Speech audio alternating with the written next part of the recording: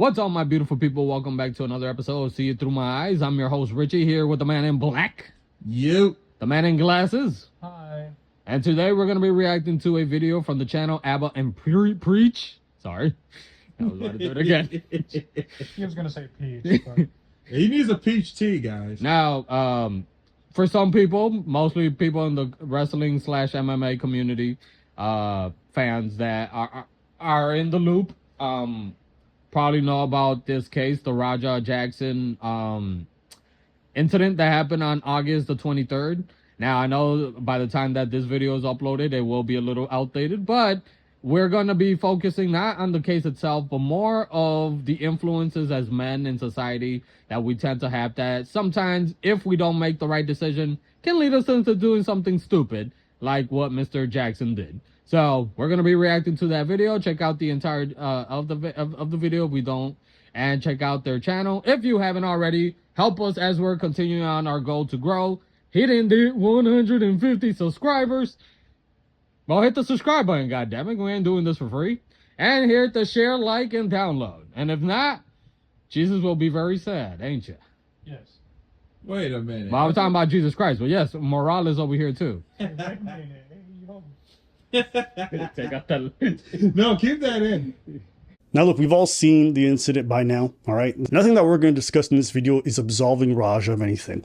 But I think it's important that we as men discuss how we influence and encourage others to engage in violence by making them feel lesser than because they don't live up to our idea of masculinity. His own father, that he desperately wants to make proud and to surpass, called him minutes before the assault and called him a gay person and clowned him repeatedly. And then his chat went to go clown his son. Let me call my son. Hey, yo, did you get jumped by a bunch of dudes in tights, nigga? Did you get jumped by a bunch of dudes in tights? Is he trolling his own son?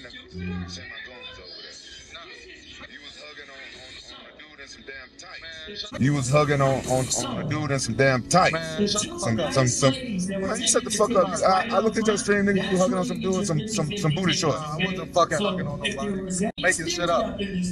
I ain't make nothing up. All right, long as you say.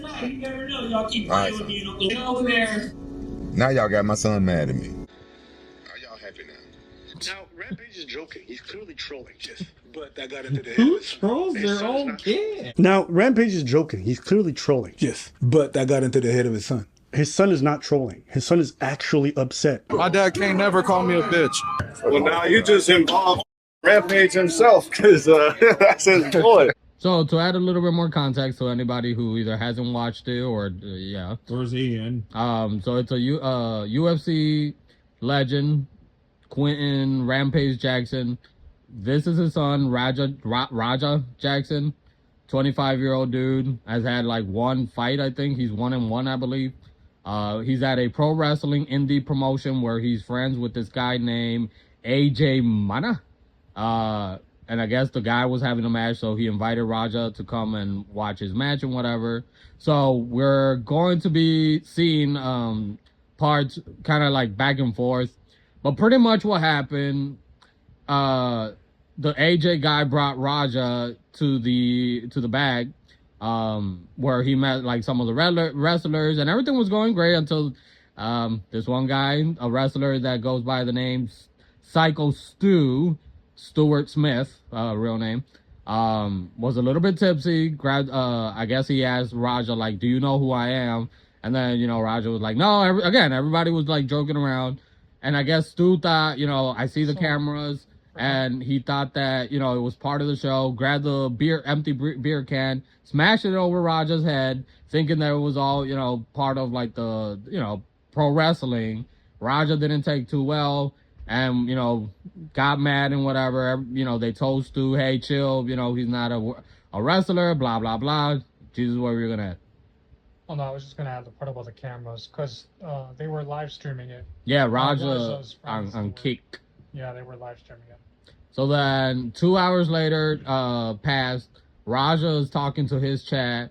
They had the AJ Mana dude told them like, you could get your receipt for anyone who's not a fan, wrestling fan.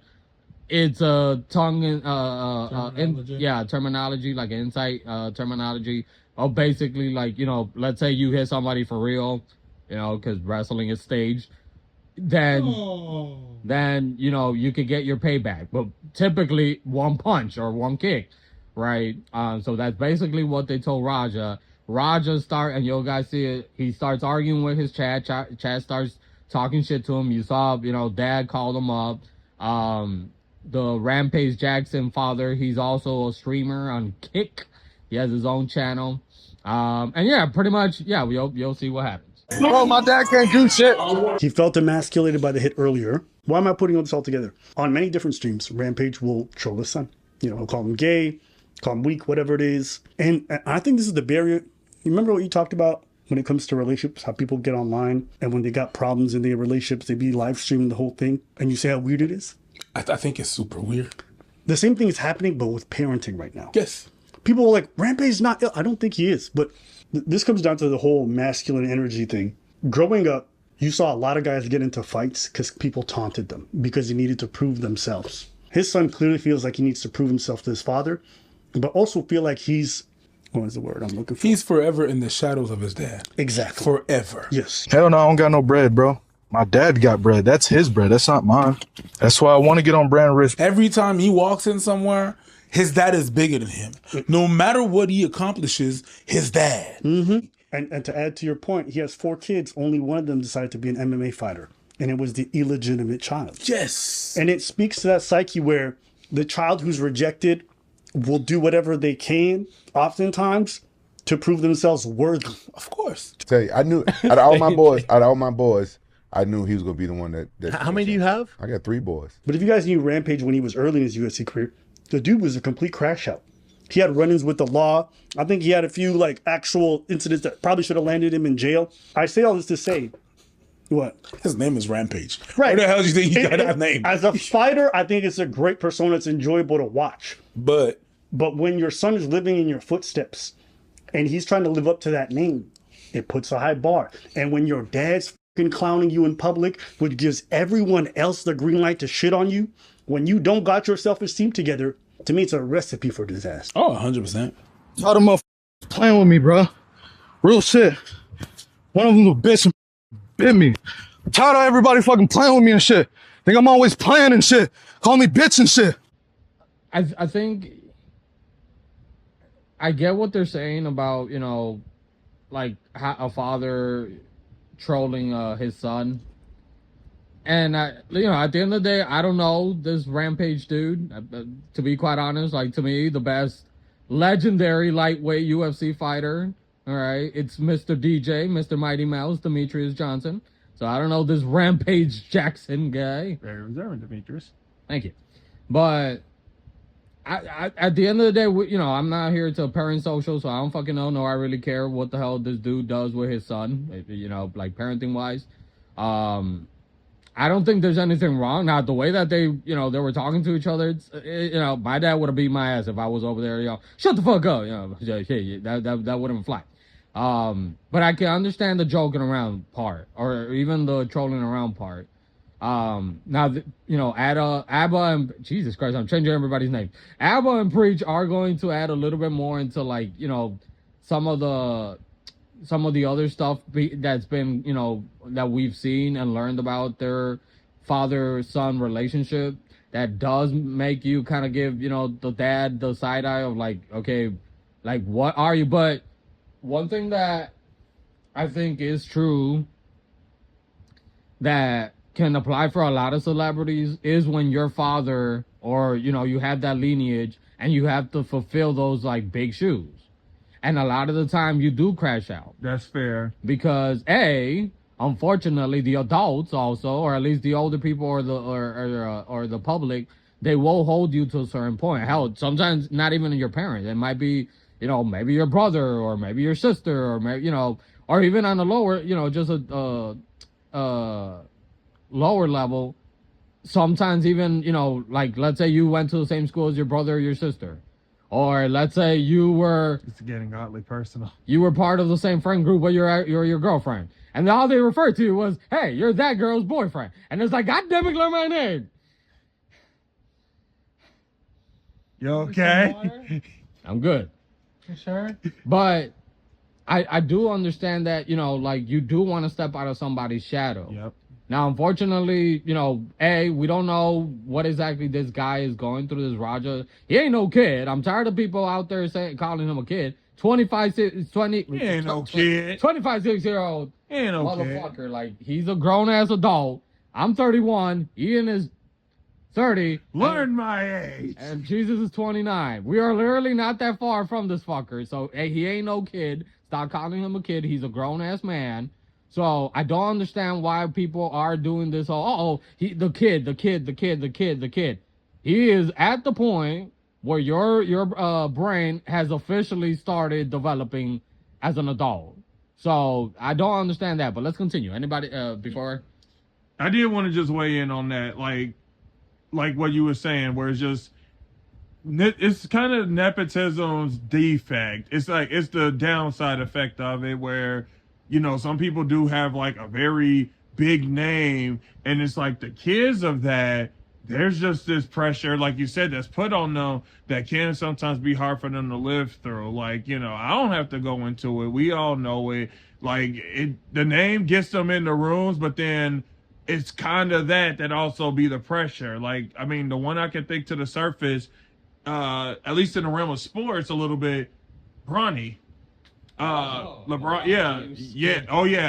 Where the pool is split between some people just saying he's a nepo baby, obviously because of, King James. And then there's others that's like, well, he got himself in the league, and then, and I'm not like, that well versed in like, basketball on that stuff, but I at least paid attention enough to know that there's some people's like, there's a side of people that like, he only got in there because of his dad. That's the reason why he's putting him out there. And then there's others that's just like, like, does he really respect the like game? Like, are we just trying to do a LeBron James 2.0? And, as the kid of that, there's a pressure where it's just like you're hearing all of this from everywhere, and because people want to establish their own legacy. They want to establish their own name, their own kind of like, they want to leave their mark on the world. No one was put in this world to be a replacement to someone else, because there's never going to be another insert the name of the star. So people like, the kids going to want to be, remember for what they've contributed, even though they share a DNA and name that's similar to like their dad, their mom, or whoever. It's just sometimes that shadow is hard to deal with, and I'm saying that from a personal spot because I've been put in shadows more times than I care to admit. All right, so let's continue on with the rest of the video. It's like the opposite. You want what you want to be? Straight? We already got in a fight once. Oh, really? 2 years ago? Yeah. He sucker punched me. Well, I saw the slap. How'd that go for Was you? that? And what'd you do? Did you slam him on his head? Oh, yeah. That motherfucker to the hospital that day. Yeah. I never get guillotined on nobody. I didn't want to keep punching him, so I guillotined him and he wouldn't tap out. And You put him to sleep? yeah. Rogers and his oldest son whole life, I knew them two wasn't going to college. And my two Japanese kids, I knew they was going to college. So I saved up college tuition for the two Japanese kids and bail money for Roger and his brother. So don't fuck with him. And just think about your own dad saying that shit in public. Like, yo, my kid's a crash out. I know it. I already got the bail money ready. And you feed into that. You're the kid publicly. Like, yes, I understand ribbing, all that stuff. Your kid's clearly upset because something happened to him. Y'all can't have it both ways. You can't tell me that fathers are incredibly important, that kids need their fathers, and then also say that Rampage Jackson had zero influence. That don't make no sense. If you are literally bullying your kid, calling them lesser than because they didn't handle some situation the way that you think they should have, then you have an influence. And I think it's okay to discuss that. It's a tough one because at the end of the day, you being upset about a situation or how you were raised validates how you feel about something, but it does not absolve your actions. The people on the chat has something to do with it, but at the end of the day, you took those decisions. This might be the first time I'm ever say this. Not that it's not real, but like this is probably one of the clearest examples. This is what I imagine when people think of toxic masculinity. Yes. Right? Like, yes. He was getting upset with his chat because someone said, you're too nice. Oh, you think I'm nice? Someone said, you're not a crash out. Oh, you're going to see, I'm a real crash out. I'm going to fake crash out. All right, bet. Bet you about to see you about to see how fake of a crash out I am. I'm too nice. Bet, but I don't believe in me getting disrespected too. People think this shit's sweet. People think this shit's a fucking game. Bet you wouldn't be talking like this if you was in front of me, nigga. People were able to goad this guy into having the most extreme reaction, all because he was being diplomatic. So there's a part where he's arguing, like I said earlier, he's going back and forth with his chat while he's in this wrestling show, and the chat is just trolling the shit out of him. Like, you know, obviously they saw like what the guy did to him and everything like that. But before that, now I know that, you know, that caught you too. The statement that the dad made, now that, you know, during that interview that, you know, he put away bail money for his two kids who have, you know, are not the Japanese ones, and the Japanese ones are, you know, he put away college money. That right there, and like what I think Preach was the one that said it, why would you be speaking about your sons like that in public, dude? Like, that's hurt. Another way to basically calling them a fuck up. Like, yeah. That is where the dad does, again, you know, however the fuck you want to raise your kid, that's going to be up to you. But whenever the kids are up and that goes back to you, then you should be called out. And I know right now he's getting all defensive, Mr. Rampage Jackson is, but that, hey, you're the one that's putting your own parenting out there, you dumb fuck. And then your son is going and doing shit, and then you are commenting on that. So if you don't want people criticizing or talking shit about your parenting skills, maybe stop making it so public the way that you're parenting your son and the way that you be talking, because even it's not in this video, but an update that he made a statement where he's calling his son a dumbass. He wished that he wasn't that, you know, that he was smarter, that this and this and that. He's still defending him, but at the same time you're talking shit about your son, dude. See, okay, all right. I'm getting the feeling all of this is just attention seeking. Oh yeah, he's a fucking attention. Because, like, I get it. Attention is a new form of currency these days, and it's just a little wild to me how far we're gonna go with this. Where it's like you're trying to hold up your obligations of being quote unquote dad, but not to the degree where it costs you losing the attention from people, from like the shock value and all of that stuff. And personally, and you said it best, where it's just a whole parenting thing. I don't think that really needs to be on internet, because as far as I'm concerned, if you're going to be doing that, you're automatically looking for some type of attention. And then he's looking from it from the opposite end, where it's like, I'll defend him, but I can still talk, like, I'll still talk about him and stuff like that. I don't know who's causing the more damage here. It's like, pick what side you're gonna fucking be on. You're either defending your son or you're with the fucking mob torturing your son. I'm part of the mob. But to me, it's like I don't understand when people do shit like that. You know, I've always criticized like family channels. When they, especially the ones with kids, right? Yeah. You're fucking putting your whole life out there. You're putting your kids' stuff out there, and then you're putting your parenting, you know, shit out there. Now, in this situation, again, you know, not to the ones that are referring to, oh, well, that's his kid. No, there's actual people in this situation who have been calling this fucker a kid. He ain't no kid, right? But let's go with the kid part. That is your fucking kid at the end of the day. That's true. Understand that you are a legend. So you do carry some sort of reputation with you. I mean, at least within the, you know, MMA community and in MMA world, I should say. So then your son is also trying to come into that world, and he, you know, he's out in the public. He's going to be a open target. Yep. You are over 50 years old, sir. He is still in his mid-20s. He's still a young man that is barely, you know, maturing. He is growing into, you know, who he is. He's trying to find out, obviously, who he's trying to fucking be. And you joining the trolls, I don't think it's the way to go about it, because you're putting that pressure to a young man, knowing how those expectations to us as men, especially young men, is put out there, that you're supposed to be seen as an aggressor. Now, in this situation, is somebody in the MMA world. This kid is, like I said, this kid, here I go. This dude is one-on-one, right? He's not an established fighter like yourself.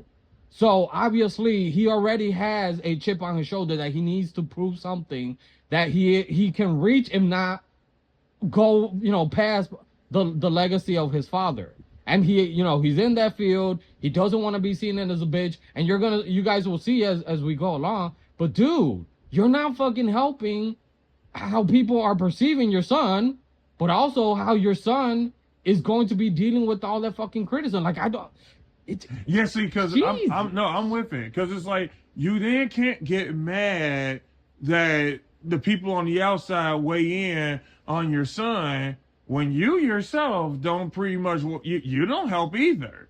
So you don't have a right to then be like, hey, no one else can mess with him except me and this and that. Might as well. Because you're just as, actually you're worse because you're his father. And it's like, I'm not expecting you to just roll out the, red carpet and just give him just, the nepotism walk and stuff like that. Where it's like, if you want him to, get his place in there to earn and all that, you can do that. But taking this route with it, where it's like, I don't know if it's like a form of hazing or something. It's just bad. And if you're going to haze him, cool. But do that behind closed doors. Yeah, like you should be doing your parenting behind closed doors. Yeah, because it's like I guess this is just a foreign concept or just something that people need to understand. The internet streets are not forgiving. They don't care. They don't care that it's your precious bundle of joy or whatnot. The moment that you put business out there, sensitive and all this and that, it's for them. It's for them to take apart. But let's continue on with the video. That he accepted the other person's apology and moved on. Now, Nick, you gotta get your respect. And people actually think this was an acceptable response. To me, if you think this is unacceptable, you got problems. We have this whole thing of like, don't ever accept no dis. You step on your shoes, even if it's an accident. This is all dumb shit. I let some shit slide, to be honest with you. If I'm not in my country, if I'm not in my hood, if I don't know people, they step on my shoes, so what? Also, I don't know who I'm talking to. Can we take 2 steps back? We also have to talk about what people even consider disrespect. Can I be honest? This situation wasn't disrespect. That's good. It was a misunderstanding. It was a misunderstanding. But he let chat convince him he was disrespecting me for letting it happen. Yes. You can say that Stu should have known better, but from my vantage point, Stu, the guy who did the beer can thing with the prop, my point is, people can say he should have known better. That's a crazy thing to do to someone if you're not sure. And I can agree. But Stu's got PTSD. 1, 2, he looked a little bit slow. I'm gonna say it straight. So knowing that, I think it's okay to say there's a difference between disrespect and misunderstandings. And if you can't have a bit of grace for that, I'm sorry. Okay. So I'm glad that he, that difference between misunderstanding and disrespect. Agreed. Now the part, he had PTSD. He was he looked a little slow. I think he was drunk, but I don't know. Maybe his IQ points is a little bit low. But with that being said, not that I'm coming to the defense of Mr. Raja over here, but I don't think the dude knew him clearly. So how would Raja know? Like, he's a veteran. He has PTSD. Similar to even like the shit that Rampage was trying to do damage control afterwards after everything that happened. He added that, his son had suffered possible concussion or CTE a couple days prior during sparring, which, by the way, is Raja, buddy. What type of friends do you be surrounding yourself? Because from the AJ Mono over here getting you, into the whole situation, then the friend that you're sparring with almost took off your fucking head with that spinning kick and didn't pull back. Jesus, my friend. But anyways, but... Again, how the fuck was anybody else supposed to know that Raja was suffering from CTE either? Hell, I think he was actually going to go, I think like a couple days after this event that happened to get checked out for that. So, it wasn't even confirmed on that end. Now, I do want to add a little bit. So initially the video, I think they had to remove some clips for different, probably demonetization or whatever. But I do want to just fill in the parts that are kind of missing there. If anybody's kind of like, wait, what's going on? So like I said, from the part where they told him, get your receipt. Like I said, Raja went to go sit down. Eventually, Stu was having a match. The AJ Mana guy, or I don't know if it was one of the producers. Can I do this part? Sure, go ahead. Tag yourself in. Okay, so basically, they both like. Oh yeah, I forgot to add that part. Go So ahead. here's the part that I was gonna add because this kind of bothered me. So they both like were seen on camera, right? Because the stream was still on. Now, Uh-huh. who's both? Raja and Stu Stu, right? were both on the stream, right? Here we go, And Stewie. they were talking things out after Stu had done that with the prop The can, can, yeah. and the other wrestlers explained to him that Raja is not part of the show, because originally that's what Stu thought. He asked him also. I just want to add. He leaned into him. He's like, "Aren't you gonna sell?" Yes, and now here's where the part where when he says, "Aren't you going to sell?" Because again, this goes back to the whole act of wrestling. It's inside term. It's an inside term, and selling is like making Them look, like look devastating. And since Stu reacting, thought, basically. And since Stu thought Raja was part of the show, How was that? he thought he would make the prop can look like real because he saw all the cameras around him, which were the stream. And so they were talking, and they eventually realized, like, oh, this is a big misunderstanding. Stu apologized to Raja. Raja accepted. They both went their separate ways until the promoter of the show came to Raja and said, "Would you like to be in the show? Would you like to get your quote-unquote payback for what Stu did?" And so Raja agreed. And the whole thing was supposed to be that Raja was going to come into the ring during one of Stu's matches and basically get his payback. In what way? I'm not sure. They didn't. Yeah, Mr. AJ Mana didn't make it clear, like, because I doubt Raja. It doesn't sound like he was a pro wrestling fan, so clearly he didn't understand like what does getting your receipt or payback or. They didn't rehearse him on the terms. Yeah, like what the fuck did it? He went with what it means apparently in MMA. So they explained to him that, you're not actually going to hit him, right? And at first he was okay with that. But over time, because the chat kept heckling him and AJ kept kind of heckling him, you could see And then the that, dad. Well, the dad wasn't there. But he called him. Yeah, but he called him after the fact. No. He called him after when they jumped him. No, exactly. He called him after everything had happened. And so, after all that had happened, he was obviously still kind of stewing. That's what led to him kind of jumping in the ring, those matches. Well, jumping. No, hang on. What do you mean, kind of? No.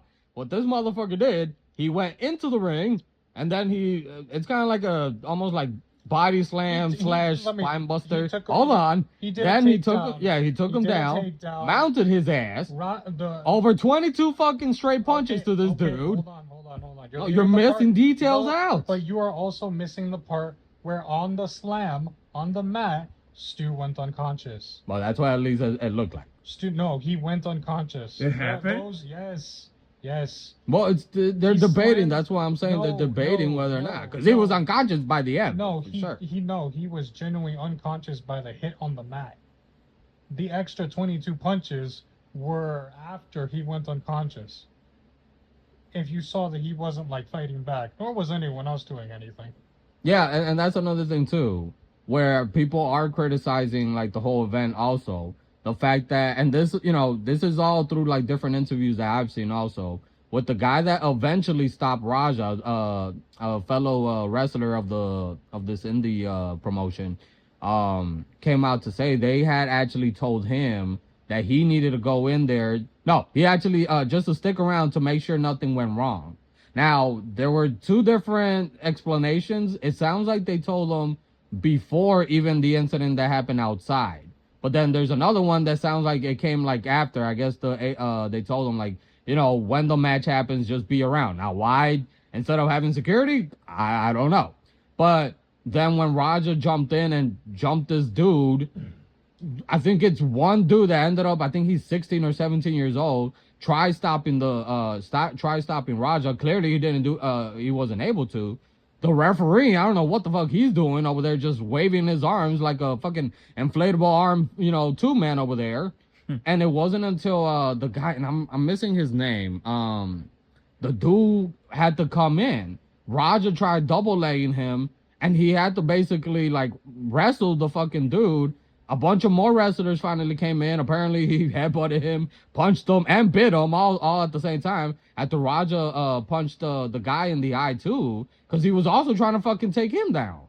And they basically, you know, Raja ended up leaving the promotion. That's where you see where Raja's yelling, like, you know, I ain't gonna let nobody get, you know, I ain't nobody's bitch and blah blah blah, whatever the fuck he's saying.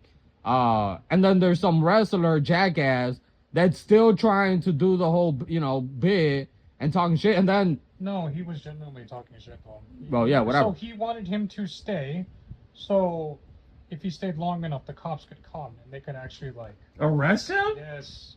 Now is that the guy that was doing the promo? I don't know. No, because there's a different video of a guy that he's doing a promo in front of the other wrestlers about Raja.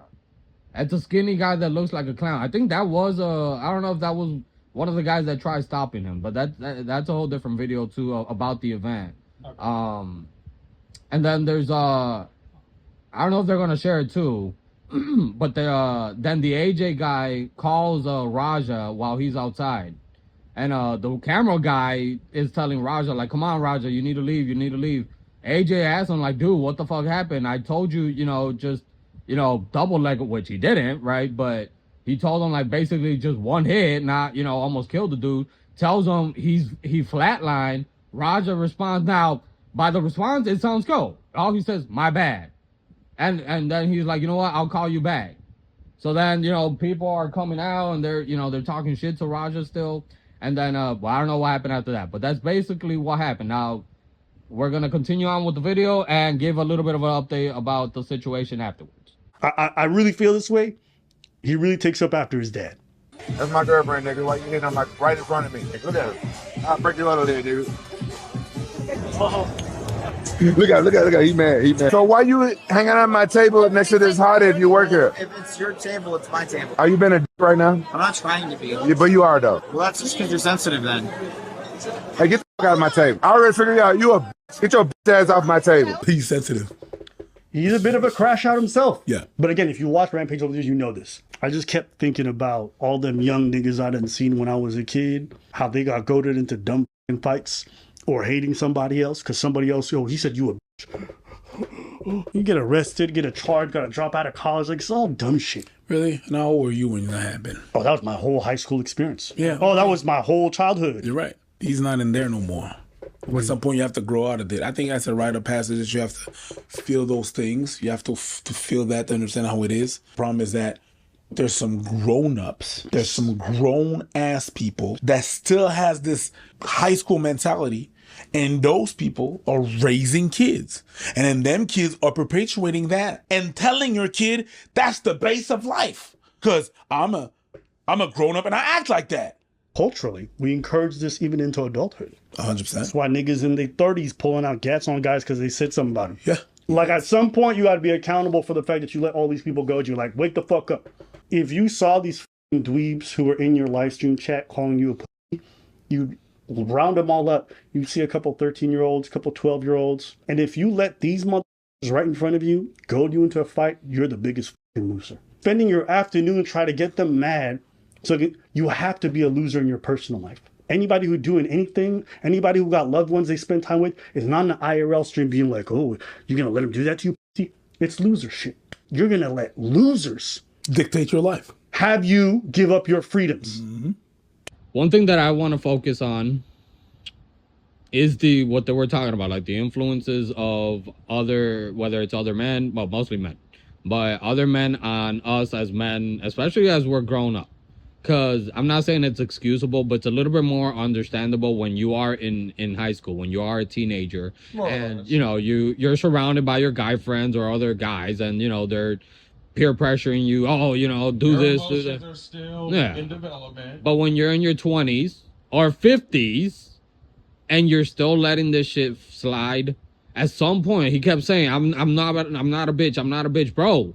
You are being a bitch because you're letting other people dictate how you're supposed to react and how you're supposed to feel.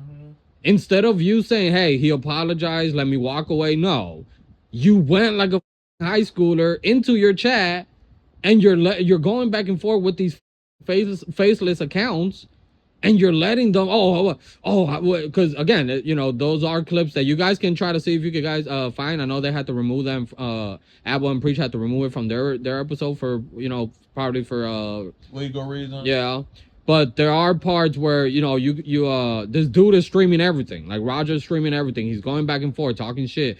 And how many subs for me to go and knock his ass out? Oh, should I, you know, a W if you want me to slam him, and if not, you know, like, I don't know, punch him, or I don't know what the fuck else he said. But the fact that you're giving that much power to other people, bro. Yes. Like, this goes for anybody, whether you're a celebrity or not. As a man, I'm getting tired of seeing this shit. This is like toxic. What they said. Yes.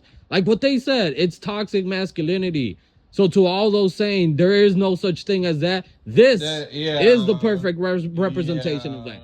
To all those who are just saying being masculine is toxic masculinity, you're wrong. This is the perfect example of toxic masculinity. When you think after someone apologized for a misunderstanding, a stupid misunderstanding, because I'm also with the people who have said that Psycho Stu shouldn't have done what he should have done, but if he apologized, dude, as a gentleman or as a man, it should have been squashed. Or at least in the moment be like, okay, then let me get my receipt right now, let me smack you back. Water under the bridge. That's it. No, you waited. Yep. You let them bait you. Yep. You let your daddy bait you. Yep. So, dude, come on, like, guys out there, seriously, at what point do we start taking accountability that this is not masculinity? You are literally going off by emotions, shit that we be criticizing women for. So are we so scared of our own fucking emotions that the minute that we feel intimidated because somebody else is criticizing us, we have to snap? And I'm talking from fucking experience. I'm not just talking out of my fucking asshole. I struggle with my own fucking anger issues, especially when I felt that I had to fucking stand up for myself, not because I felt, you know, it's what a man is supposed to be. No, because what are other people going to think of me? Specifically the guys. And I had to grow out of that. Because at some point, guess what, dude? Mr. Raja, and to all these motherfuckers who have that mindset, guess what? You're going to find somebody that thinks exactly the same way, but has nothing to lose. And they're probably stronger than you. You can't and will fuck you up like you are going to be their little bitch. So to this mindset that, oh, I'm no one's bitch, I'm no one's bitch. If you're no one's bitch, then don't let other guys influence how you're supposed to react to something that got nothing to do with them. You. Because no one came to them, hit them over the head with a can. Right. That was you. He apologized to you. But you let strangers and your dad, because he seems like a fucking little bitch himself. Raja, I mean, it's not like you're ever going to listen to it. I'm not like one of these people out here just, oh, he's a lost cause, throw him away, you know. No. I think he's I gotta interject here. I think he's really misguided. Yeah. And I think he's misguided because he's listening to the wrong things. First and foremost, he needs to be listening to himself. I've been kind of stressing this over the years a little bit now, like in my later years, where it's just you define the type of person that you are, the type of man that you are. You don't have to be what dad says a man should be, what mom says a man should be, what your guy friends say a man should be. You define what type of man that you are, because at the end of the day, like you said, you know, this is your life story. They didn't go over to any of these randos and crack them over the head. They did that to you. And so you had choices to make in this moment, where literally it's like, what am I going to do? What is the best approach? And rather than go inside and look for a genuine, this is what Raja wants to do answer, what you looked for was, let me get the answer that is going to appease them. Let me give the answer that's going to get them like off of my back. Even if it put like, because Ricky's saying it best and he's saying it authentically. So I'm just going to put it the way that I'm saying it. It's funny that he thinks that the way to not be a bitch to like the world and all of that is doing this. The paradox is you gave them the satisfaction. They got to you. You gave them the satisfaction that that's your underbelly. That's going to be your weak point. Whenever anybody can honestly, if they need to get to you, they need to find a way to affect. All they got to do is just reach for this button, and then they know that you're going to react like this. So in turn, the way that you say, I'm finally proving to them that I'm not one. I hate to say it, Raja, but you kind of gave them the keys to do it. You showed them that because now they know your weak point. Now they know, oh, if we want to get a rise out of him, let's just clown him about how he's not man enough. He's going to do something stupid thinking that he's going to be proving something to us, when in truth, you're never going to get their approval. And not to get all literal, but what is the definition of being a bitch? Or a bitch, I'm sorry. Female dog. A dog. So if someone is trying to make you attack somebody, you are literally being an attack bitch. Yeah. Like again, to anybody who has this, who's struggling with this type of mindset, guys. If you're surrounded by these motherfuckers who are out here, instead of worrying about their own damn lives and they're over here concerned about what the fuck you're doing with yours. Get the fuck away from them. You don't need them around. They're not your friends, guys. Because guess what? Either you get in trouble or you're gonna be somewhere in a dark point in your life where you're gonna have to look at your own reflection, and guess what? They're just gonna keep dragging you down. Or worse, or I'll add on to this.